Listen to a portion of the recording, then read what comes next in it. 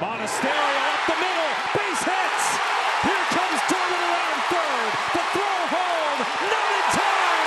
And the Brewers, on a day where they clinch, can celebrate properly.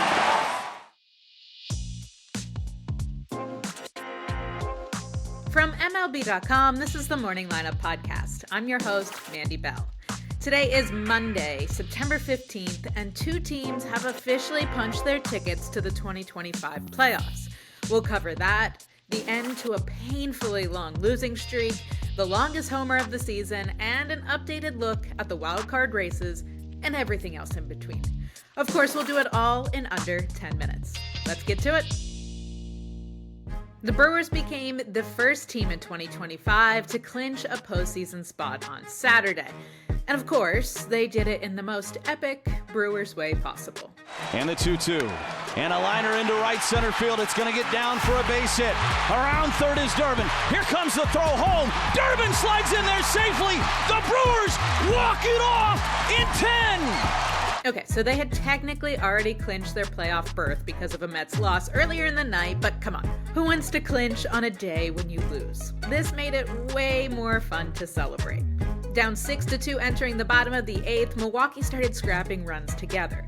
A sacrifice fly, a run-scoring groundout to cut the score to 6-4, and after the Cardinals scored one more in the 9th, an RBI double by Sal Frelick, an RBI single by Jackson Chourio, and a game-tying infield single by William Contreras pulled off the improbable. And in extra innings, Andrew Monasterio singled to create the perfect clinching night. This will be the 7th postseason appearance for the Brewers in the last 8 seasons. It led to a special champagne toast that was made even more intimate when a letter by the late broadcaster Bob Uecker was handed to manager Pat Murphy. Howdy, boys. Never a doubt you would get this invitation. You did it by believing. Really miss you guys, and I wish I was there. Things are good. The God Almighty picked me to be on his team up here. Albeit I'm the third catcher. It's a great league. No day games after night games. No shadows. But you got all the sticky you need to have up here. Told the big guy about you guys. You play hard every night. You're not afraid to play for each other.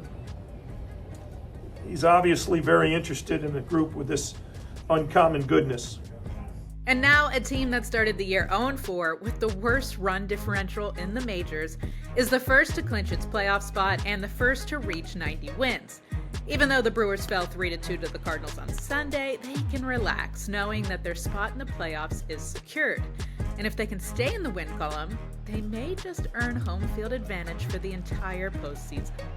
The team competing with the Brewers the most for that home field advantage is the Phillies, who also clinched their postseason berth on Sunday with a Giants 10-2 loss to the Dodgers. Philadelphia had a chance to clinch the division yesterday too, but because the Phillies lost, it was the Mets who prevented that for at least one more day. And a much-needed win for the Mets, to say the least. They entered Sunday with an 8-game losing streak. Back on September 5th, they had a 96.6% chance of making the playoffs, according to Fangraphs. That dropped to 76.8% by the start of Sunday. Still more likely than not that they're in the postseason, but far from that guarantee they were once flirting with. They watched their comfortable 5-game lead in the NL wildcard race get erased Saturday night. But thanks to a Giants loss, they were able to hold on to a half-game advantage. Sunday had to turn things around. This was becoming as do or die of a situation as any team could imagine. That's when the polar bear entered the chat.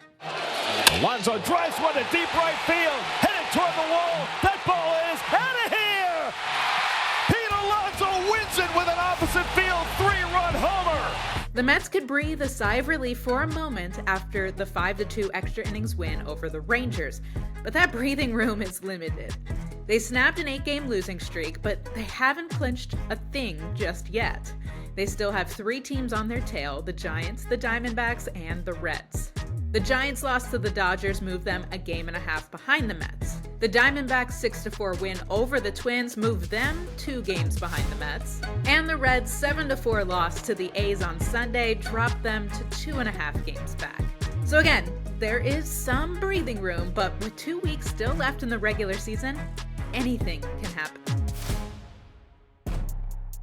Speaking of anything can happen, we saw the biggest blast of the year over the weekend. More on that after the break. There's a reason Nick Kurtz is undoubtedly the favorite to win the American League Rookie of the Year award this season. The average that's floating right around 300 is great. The OPS that sits north of 1,000 is better. The 30-plus homers in less than a full season is impressive. The WRC Plus that's desperately trying to inch closer to 200 is ridiculous. It all makes sense. But when moments like this happen that captivate fan bases across the country like it did on Saturday, it only throws him into the spotlight even more. 2-2 to center field. Benson back. There she goes. Good Lord. That's a StatCast projected 493 feet. If you take a second to think about that, that's essentially equivalent to like a 45-story building. I mean, there's no better way to describe it than what his teammate Lawrence Butler said after the game. Quote, "I think we're gonna have to make up a new word for what he did to that ball. That was insane." Unquote. This was the longest home run in Major League Baseball this season. Not only was it the biggest blast of the year, it's the longest homer since June 30th, 2023, when Shohei Ohtani also hit a 493-footer when he was still with the Angels.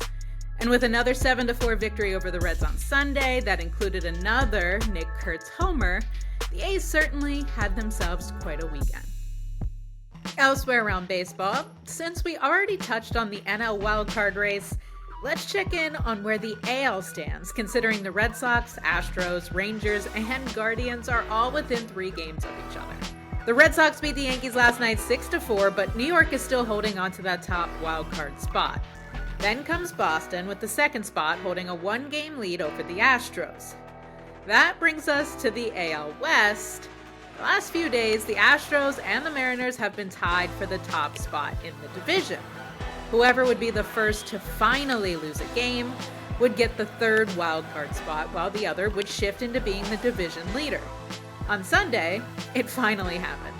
The Mariners defeated the Angels 11-2 to move atop the AL West, while the Astros fell 8-3 to the Braves. Houston now holds a 2-game lead over the Rangers. Texas was on the losing end of the Mets' 5-2 extra inning walk-off, so they were unable to gain ground on the Astros. But the Guardians beat the White Sox 3-2 to move themselves within 2.5 games of the Astros. Does your head hurt yet? The Royals thumped the Phillies 10-3 as Salvador Perez drove in 5 runs. The Tigers beat the Marlins 2-0, but the better news was that their Cy Young starter Tarek Skubal, who removed himself from the game on Friday, received good news that all of his results came back okay, and he's on track to make his next start on Thursday. The Padres defeated the Rockies 9-6, but because the Dodgers also took down the Giants 10-2, San Diego remains 2.5 games behind LA in the NL West. It's pure craziness this time of year, and it really doesn't get better than this. But I won't cause your head to spin anymore. So to get caught up on all of the rest of this weekend's games, visit MLB.com. Coming up later, catch MLB.tv's free game of the day between the Orioles and White Sox at 7:40 p.m. Eastern Time. Or stay up for the late game between the Phillies and the Dodgers at 10:10 p.m. Eastern Time on MLB Network to see a start of a series that surely won't disappoint. That's all for today's morning lineup. Anthony Castrovins will get you caught up to speed on all things baseball tomorrow. As always, please be sure to give us a rating and a review, and share this episode with the baseball lovers in your life. Thanks for listening, and have a great day.